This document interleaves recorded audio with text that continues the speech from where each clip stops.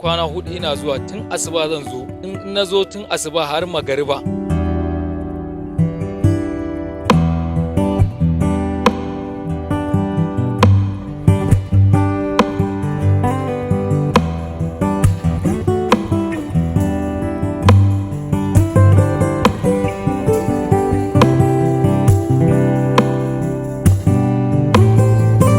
Satin da ya wuce na kai kwana hudu ina zuwa tun asuba zan zo.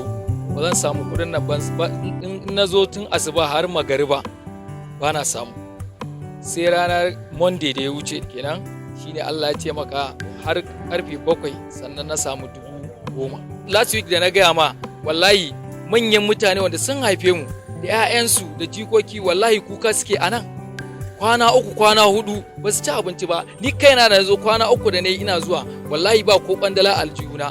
Ranan ni ne tsaya muka tare manajan muka koka masa cewa ga halin da muke ciki ba mu da abin da za mu ci a gidanmu, sannan ga iyayenmu ga su ma suna kuka ba abin da za su ci da 'ya'yansu. So da Allah ya taimaka mana ya samu mana wani abu shine kowa ya dan samu ya ciri 10,000. Ina ga tun shekaran jiya aka turo min 6,000 har yanzu ba ta ci. Yanzu ma layin da nake bi 2,000 za a wai idan katin ka ne in na bankin su ne 4,000, idan kuma ba na bankin su bane 2,000 za a baka.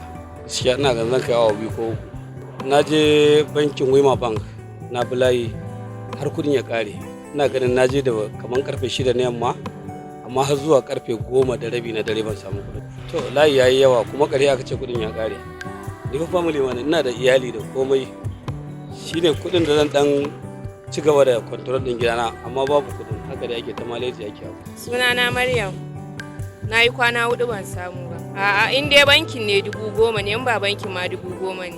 Ina business amma yanzu dai na kai sati 2 bana fita. Honestly, let me just say I'm here for about 30 minutes. And honestly, the line is moving.